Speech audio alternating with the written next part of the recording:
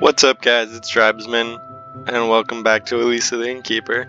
When we left off, this pompous prince was fighting with this, I don't know how to describe him, the merchant on the right here, about money, because he's selling him his castle. And then they went to this inn, and evidently, I think it's the one where Elisa works. So, yeah. In this inn, my money is worth just as much as yours. If Elisa had to make any distinction between her patrons, she would do very well to separate me from you. Oh? For what reason? I'm a prince. And I'm a merchant from Venice. Ooh, Venice. Big shot over here. Yes, well done. With the castle you bought. I bought the castle exactly at the same time you sold yours. That's enough. I know who I am and I demand respect. Who's disrespecting you? You started this argument. I come to this inn because I'm in love with the owner. Everybody knows this and everybody must respect the fact that I am interested in her. Ah, this is golden. So you want to stop me from loving Elisa? For what reason do you believe that I'm here, in Florence? The prince was struck by this question. He had actually thought that the sale of his castle was the only reason for the presence of the merchant in Florence. Apparently he was wrong. Just real quick, that's a psychological phenomenon called, oh man, what is it? Yep, don't remember.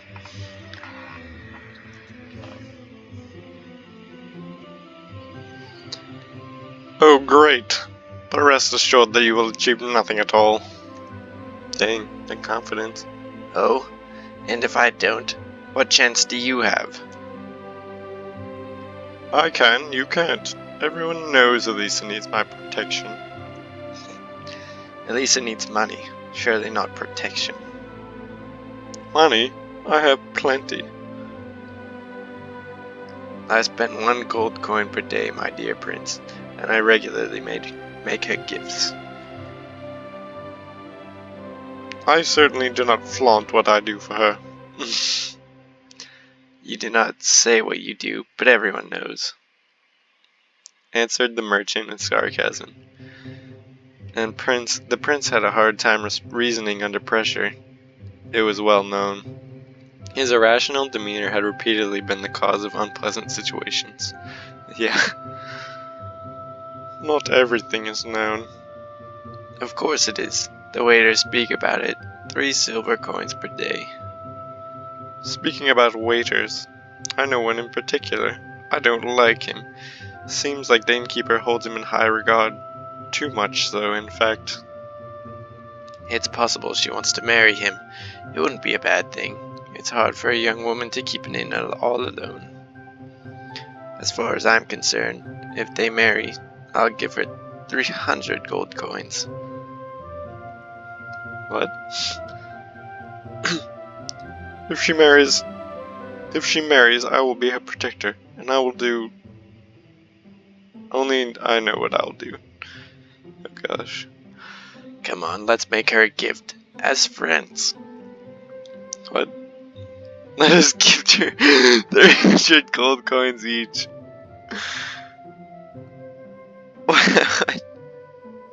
What I do secretly. I know who I am, and I don't flaunt it. Such a fool. Poor yet proud. Dang, these guys really hate each other.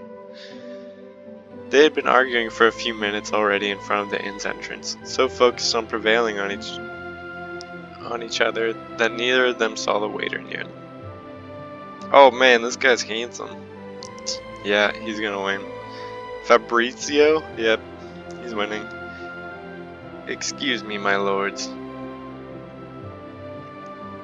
Finally, the waiter is here. I'm at your service, sir. Only sir?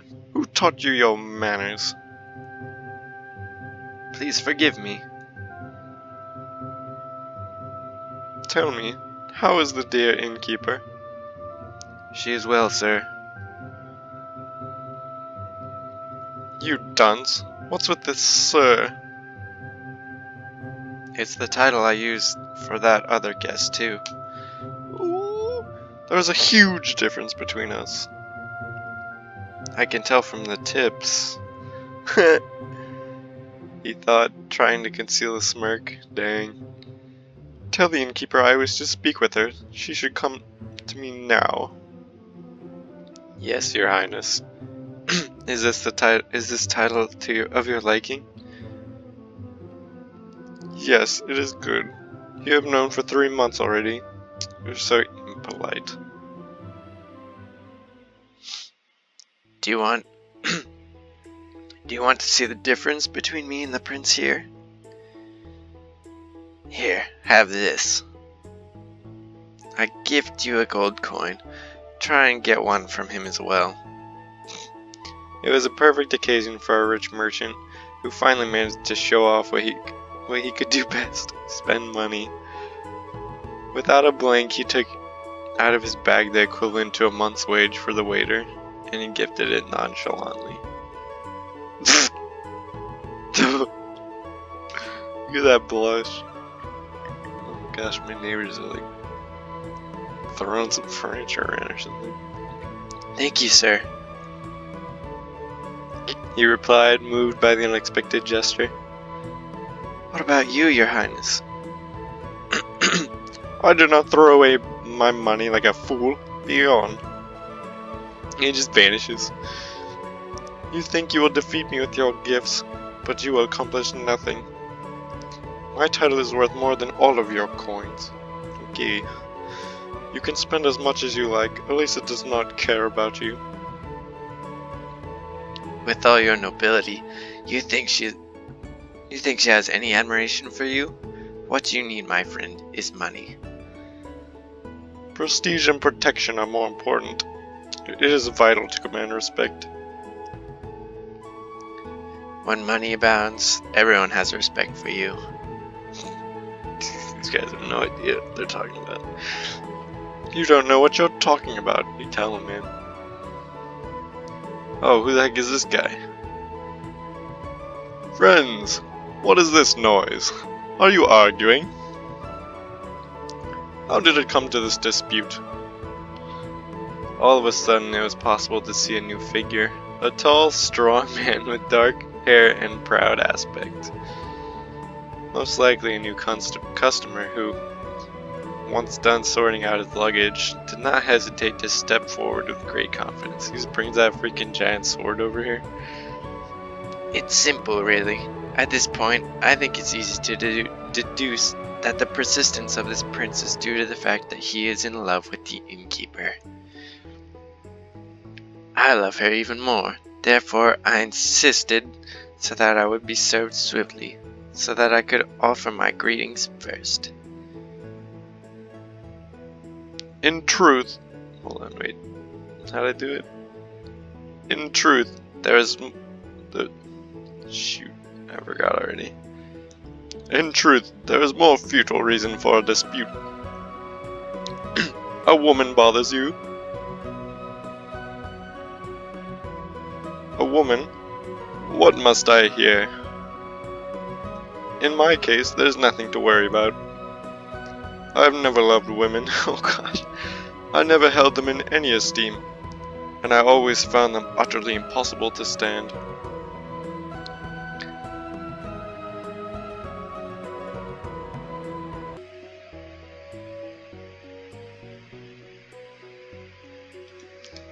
But look, the owner of this inn is an exquisite little person. Little person. If I love her, you can be sure that there's greatness in her. Truly, you make me laugh. What greatness might she have, which is not a peculiarity of all other women? She holds a noble demeanor. It is enthralling. She is beautiful, has good wits and great taste in clothing. All of these things are worth nothing at all. He's kind of like blending with the prince. I've stayed at the inn for 3 days, and the impression she made was nothing good. Pay attention to her. Pay attention to her. Spend time with her. You will surely notice something good. You fools. It is just a facade. You believe her, huh? I'd never fall for that. Away with those. All of them. They moved mountains to find me a wife, but I never wanted one. This innkeeper, Elisa. I'll leave her to you, even if she is more beautiful than Aphrodite. What?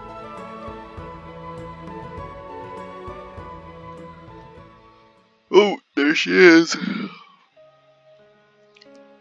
I bow to you, lordships. Oh gosh. The argument was suddenly interrupted by the girl. I'm gonna have to do 4 voices right now. Oh no. She wasn't used to personally greeting all the customers of her inn. However, she couldn't help but hear the knight's words, and they were finally enough reason to step in.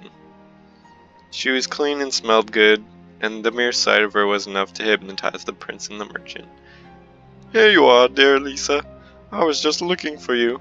I have some inquiries. Not here, though. Where do you want me, your highness? Oh. In my room. Oh, what? I get to make her choices now? She's gonna tease him. I'm certain that a man of your rank will have no problems talking to me here in front of everyone.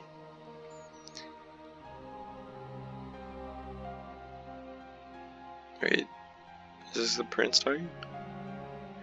Oh dear Lisa, you have plenty of reasons, but you see, what I have to tell you, I'd rather only you hear it. My dear Elisa, I will instead speak publicly. I will not disturb you by making you come into my room. What the heck?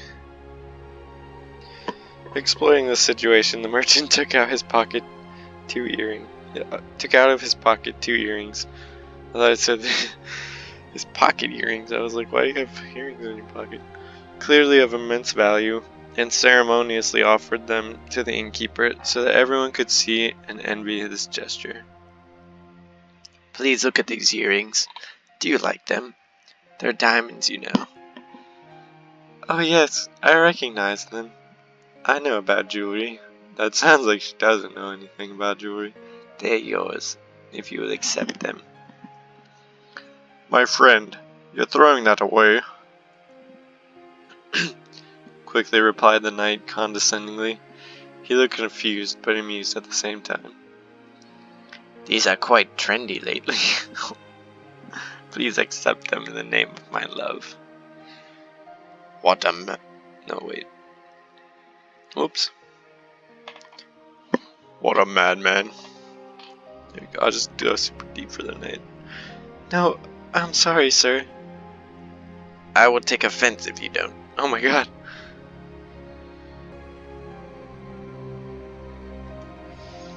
Oh, if you insist, I will happily accept them. You're always so thoughtful with me. I really don't know how to repay you. Real smart. In truth, dear merchant, you just want to look good. Such public gifts simply for vanity. Dear Elisa, I have to speak to you in private, just you and me. I'm a prince. Who cares? Still dumbfounded by the crazy gift, Elisa stayed speechless for a while, just staring at the earrings she was still holding.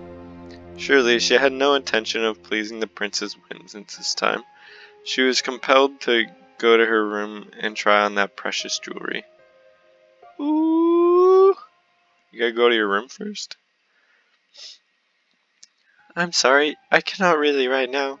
If none of you have any further work for me, I will excuse myself. Hey, keeper. The sheets you gave me are not to my liking. If there isn't anything better, I will have to procure them myself. Sir, you'll be provided better sheets. However, you should be more respectful with your requests. I do not have to compliment people I pay to work for me. He's got a point, I guess. The knight's tone of voice was so loud that it snapped the two lovers back to reality. Forgive him. He is a mortal enemy of women. Poor women. What do they do to him? Why is he so bad with them? That's enough. No need to go further. Change my sheets. It is fine if a waiter does it. Friends, I say goodbye to you. Man, we're not friends. The knight's disdain for others was evident as he walked away. I guess he killed people for a living, kinda, so. What a rude, nasty person. He was not very courteous at all. Dear Elisa, not everyone acknowledges your merits. If you want to send him away, you just have to say the word, and I'll have him immediately removed. By who? And I will be happy to pay off all his outstanding payments with the inn. Thank you both. I really appreciate it. Actually, I have to excuse myself as well. I have to see a jeweler to find a necklace to combine with the earrings. Don't, Mr. Merchant. You deserve a lot, and I have no objections to spending money. I will see this jeweler. The merchant ended his sentence and left the inn. Oh boy. Yeah, it's Mile. Curse him. He will kill me with his gifts. In truth, the merchant does too much. And the prince is like, oh cool, so it's fine that I do nothing. You like that, right? These people have some money and they squander it without a thought. They are convinced that beautiful women like you let themselves be had with mere gifts. Well, I certainly don't mind the gifts. I would never give you the displeasure of forcing you to accept such a gift. Oh my god. Certainly, you never gave me this kind of displeasure. Oh, roasted. Just as certainly, I never will. Okay. Oh my god. I would almost renounce my nobility to be in the same shoes as that merchant. So, loaded then? Oh, why? Do you envy his wealth? Huh? No, what wealth? For you, I'd do so much more. What would you do? In front of God, I would marry you.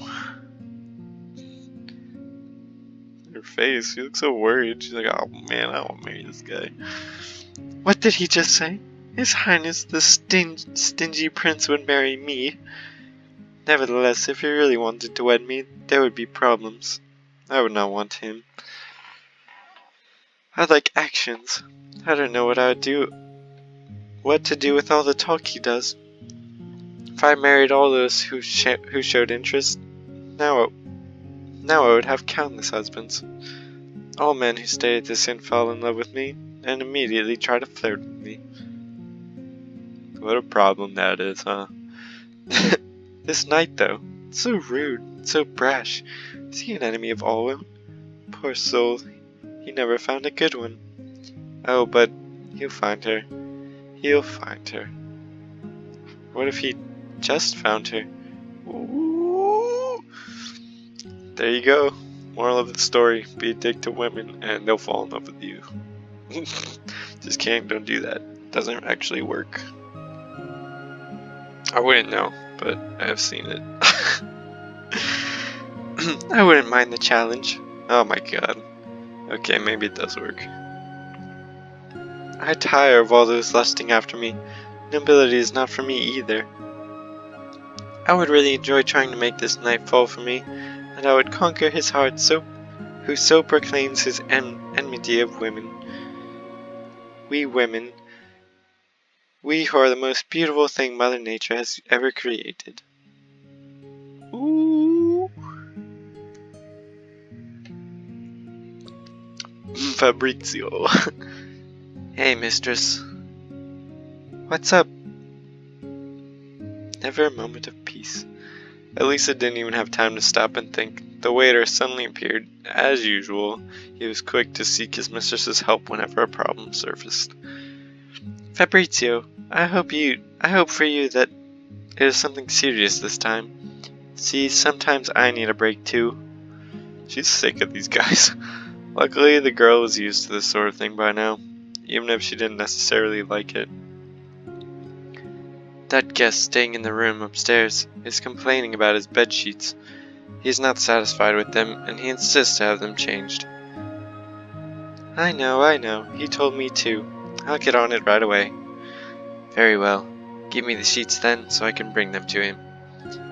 You may go. I'll bring him upstairs myself. The waiter looked a bit surprised by that reply. Elisa typically did not serve her guests in person. She wants it though. She wants to play with his sword, if you know what I mean. No, his metal one, you perverts, the weapon. You want to do it yourself?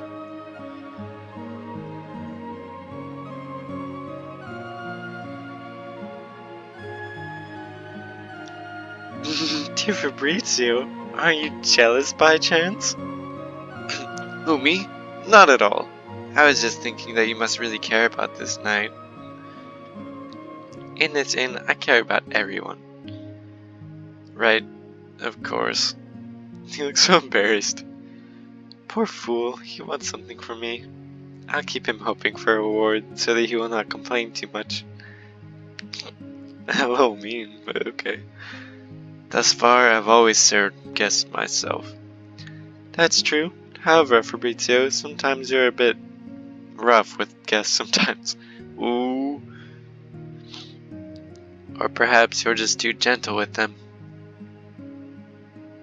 I am conscious of what I do, and I do not need someone to reproach me. Alright then, find yourself another waiter. Ooh! The man looked extremely put off. He threw his apron on the table and started walking out.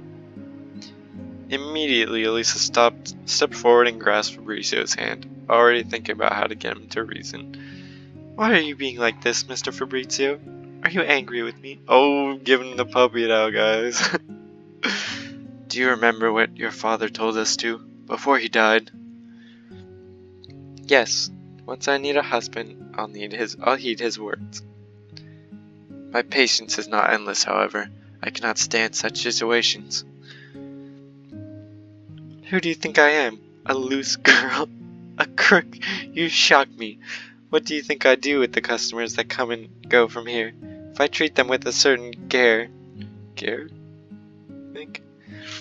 It is only for my own interest, to uphold the name of the inn. I do not care about gifts. Love? I don't care about that either right now. I know who is worthy of me and what is in my best interests. As I said, when I marry, and only then, I will think about my father's last words. I know a good man when I see him, and I want to marry someone like that. Ooh. This should be enough, Fabrizio. Try to understand me if you can. Despite those powerful words, the girl still did not seem to care much about Fabrizio's jealousy. Then, with no further delay, she had already gathered up and lifted the basket of folded sheets. I understand this is important to you, but I can't pass if you are standing in front of the door. Without even waiting for a response, she started to walk past him. Whoever can understand her must be a genius. One moment she's looking right into me. The moment after, she's moved on. I don't know what to think anymore. We'll see, I guess. I like her. I care a lot about her. I would try and change my life in order to stay with her more. But it cannot go on like this.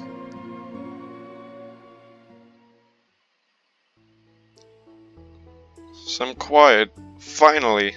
Oh man, that's the wrong voice. Some quiet, finally. That talk with the two fools downstairs sure irked me. I hope nobody comes to bother me again. Oh, servant. Is he part of this too? Your Grace, someone brought you a letter. Bah, forget it.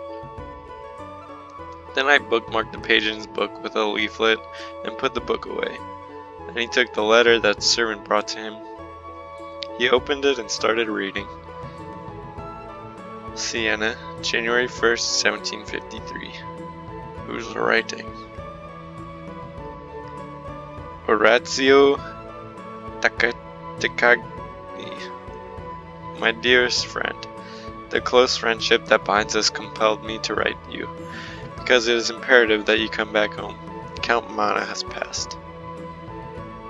Poor Count, it's a shame. He made his only daughter the sole heir of 4,000 gold coins. All of our friends believe that you deserve to gain such a fortune. Dang. A bit taken aback by the sum the letter was mentioning, the knight was tempted to take up such an inheritance. However, reading the part regarding his only daughter was enough to make him change his mind quickly. They shouldn't do these things to me. They know I don't want women pestering me. He's so sexist.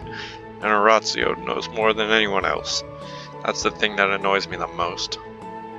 Calmly, the knight ripped the letters to tiny shreds. Why the hell should I care about 4,000 gold pieces?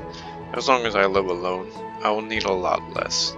Whereas if I was married, I would need at least double. A wife for me? I'd rather be sick and bedridden. Oh my god. Someone knocks at the door. There's another pest. Who's there? May I come in, Your Excellency? Of all people, Elisa was the last one the knight would have expected. The girl stepped into the room awkwardly without closing the door behind her. Even thinking of facing the knight intimidated her. What do you want? Here are the new bed sheets you requested. Aw man, she wants him. Just kidding. Good, put them over there, he replied, pointing at the cupboard behind him. I beg you to at least check if they are to your liking. What's that stuff? These are all made of silk. Dang, fancy. At that point, Elisa had come even closer to the knight to pull out a sheet from the basket, in order to show him. Silk. Yes sir, 5 gold coins per meter. Have a look. I did not ask for so much. I would have been satisfied with something more decent than what I've found. These sheets are reserved for people of great honor who can appreciate them. To be completely truthful, Your Excellency, I'm only offering these to you. I would not take them out for someone else. Only from me. Empty compliments.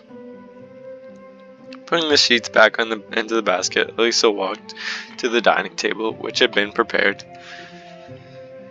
Look at this. Oh, this is Flanders cloth. I know that they wear out very quickly if you wash them. There's no need to get them dirty for me. For a knight of your worth, I do not care about such details. I have plenty of these cloths, and I save them for men of your status. Why is she so helpful now? Well, we'll figure that out next time. Actually, we already know, but he's gonna figure it out next time, maybe. Probably not. I don't know, he seems pretty dense, but regardless, if you guys enjoyed the video, be sure to give it a thumbs up for me and subscribe for more.